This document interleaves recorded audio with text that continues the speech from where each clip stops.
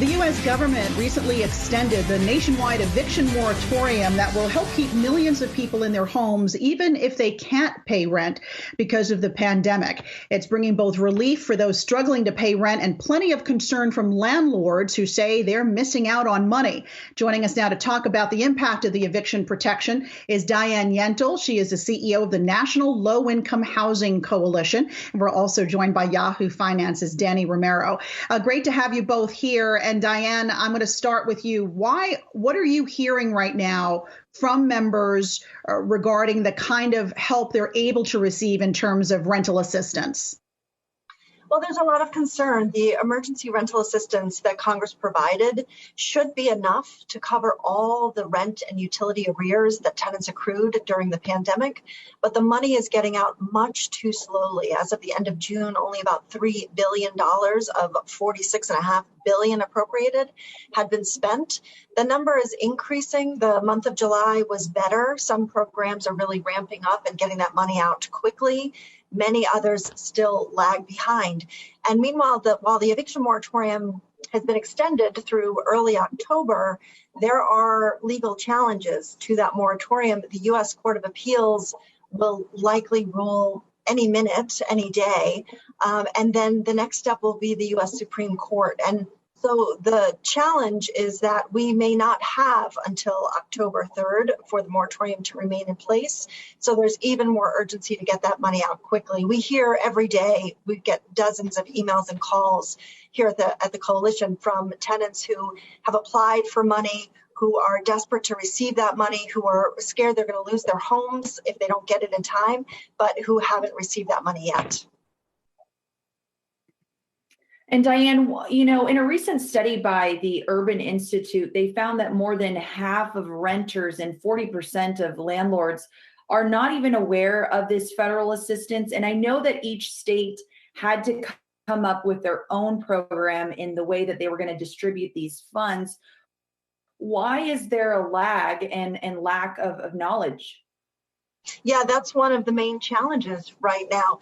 The way that the emergency rental assistance programs work is the federal government allocates a certain amount to states and cities and counties, and then those states, cities, and counties are responsible for getting that money out. So we're tracking nearly 500 emergency rental assistance programs across the country. Again, some of them are doing really well. Some of them are getting the money out quickly and to the people who need it. And the fact that some are doing so well make those who aren't all the more glaring and unacceptable. And one of the reasons in some places that we're finding that the money is not getting out is simply that landlords and tenants are not aware that those resources are available, or they don't know what they need to do in order to receive them. So there needs to be much more public education at federal, state, and local levels about the availability of these funds. Another challenge is that some of the communities who have the funds and have created emergency rental assistance programs have made them much too complicated, very long and unnecessarily complicated applications requiring burdensome documentation that many of the lowest income people simply can't produce. So having such some complicated systems is also slowing down the process for everyone. Yeah. And, an eviction moratorium is, fine for the short term, but what are we really going to do to help these people in the long term? I mean, on both sides, a tenant and a landlord.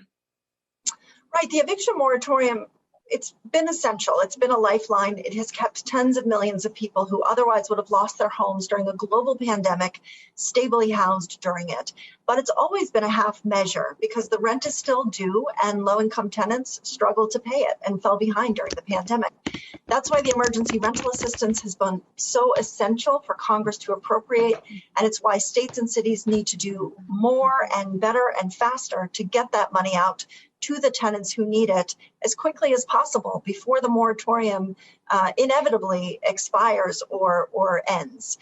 But that money, that emergency rental assistance, does little to nothing to address the underlying affordable housing crisis that we faced pre-pandemic and during the pandemic, and that will continue to face after the pandemic. Those same renters who struggled to pay the rent during the pandemic, even after they're caught up on rent, many of them will continue to struggle because housing costs too much for them to be able to afford. So long-term solutions are necessary.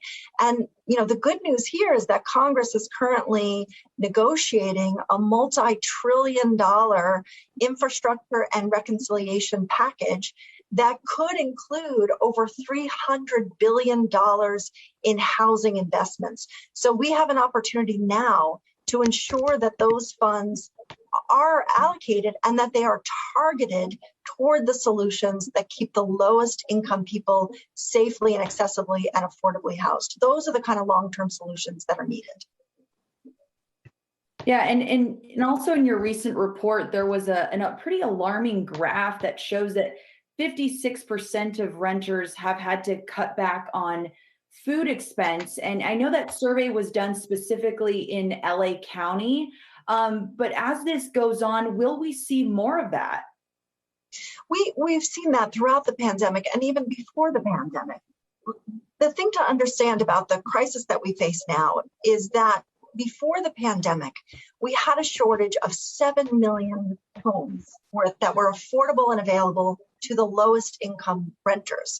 So another way of saying that same numbers, for every 10 of the lowest income renter families, there were fewer than 4 apartments affordable and available to them. And because there was such a shortage, we had about 10 million very low, extremely low income households paying at least half of their very limited incomes towards rent each month. In order to be able to do that, that means everyday trade-offs. That means having to forego store-bought food and having to rely on food pantries instead. It means not being able to pay the internet for the virtual school that their children need.